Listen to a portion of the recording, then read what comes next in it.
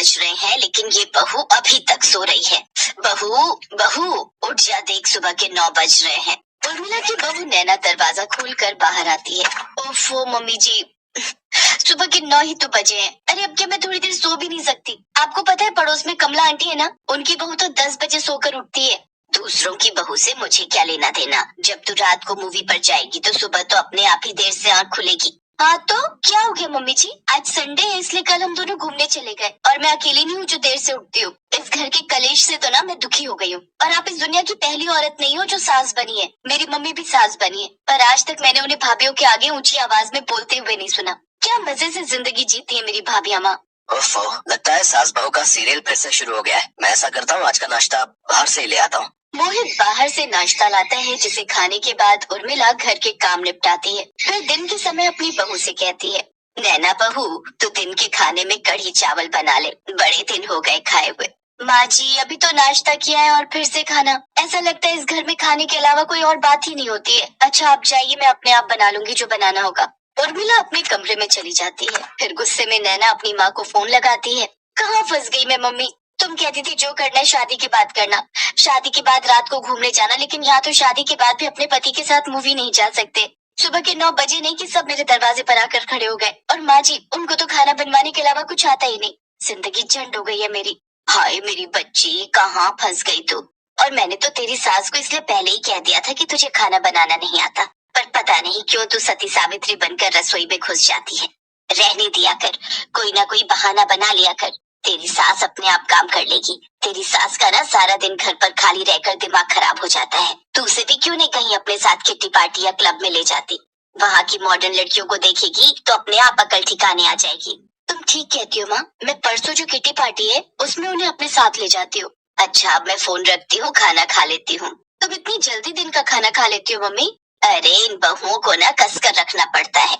मैंने तो बोल दिया है मुझे दिन का खाना ठीक 1 बजे मिल जाना चाहिए। अगर ज्यादा ढील छोड़ दूंगी ना तो सर पर चढ़कर नाचेंगी। इसलिए सुबह 5 बजे ही उठाकर इन्हें घर के काम में लगा देती हूँ। काम में बिजी रहेंगी तो अपने आप दिमाग यहाँ वहाँ घूमने और पार्टी करने में नहीं जाएगा। ये भी ठीक कहा मम्मी। अच्छा मैं फोन रखती हूँ, खाना भी बनाना है। नैना फिर वैसा ही करती है जैसा उसकी माँ ने उसे समझाया था। वो अपनी सास को अपने साथ किटी पार्टी में ले जाती है। हे भगवान, ये कैसे कैसे कपड़े पहने हुए हैं इन्होंने। हे भगवान, ये तो बियर पी रही है, पत्ते खेल रही है। छी, छी, छी, छी, छी, चल यहाँ से। ओह गॉड मम्मी जी, ये सब सोच मेरी माँ भी यहाँ होती ना तो वो कभी अपनी बहुओं को ऐसा नहीं कहती। मेरे मायके में देखना मेरी भाभियाँ कितनी खुश है। ऐसी बात है तो तू चल, घर चलकर बांध सामान और चल तेरे मायके। मैं भी तो देखूं तेरी माँ कैसे अपनी बहुओं को रखती। अगले दिन ही उर्मिला और नैना उसके मायके पहुंच जाती हैं, जहां उसकी भाभियां ननद की सास के पांव छूती हैं। आप बैठिए, मैं भी आपके लिए चाय नाश्ता लेकर आती हूँ। अरे बहू तू क्यों बनाएगी? तू यहाँ अपनी ननद और समधन जी के साथ बैठ, चाय नाश्ता मैं बना कर ले आती हूँ। हैं? ये माँ जी को क्या हो गया? नहीं नहीं, आप क्यों माँ जी, मैं लाती हूँ ना। कोई बात नहीं बहू, सब मिल बांट कर काम करेंगे तो अच्छा ही है ना। वैसे समधन जी आपकी दोनों बहुएं पहले से कुछ कमजोर नहीं हो गई? वो क्या है ना, ये दोनों डाइटिंग पर ज्यादा रहती हैं। मैं तो दोनों को देसी घी डाल डाल कर देती हूँ खाने में, लेकिन ये है कि खाती ही नहीं। ये सुनकर दोनों बहुएं आश्चर्य से बड़ी बड़ी नजरों से अपनी सास को देखे जा रही थी। दरअसल नैना ने आने से पहले ही अपनी माँ को सारी बात बता दी थी, जिस कारण आशा अपनी बेटी की सास के सामने अपनी दोनों बहुओं को अच्छे से रख रही होती है। ये कैसा चमत्कार हो गया? कभी बीमारी में भी हमें 1 गिलास पानी तक ना पूछने वाली सास हमारे लिए चाय ले आई। चलो इसी बहाने गर्म चाय तो पीने को मिलेगी।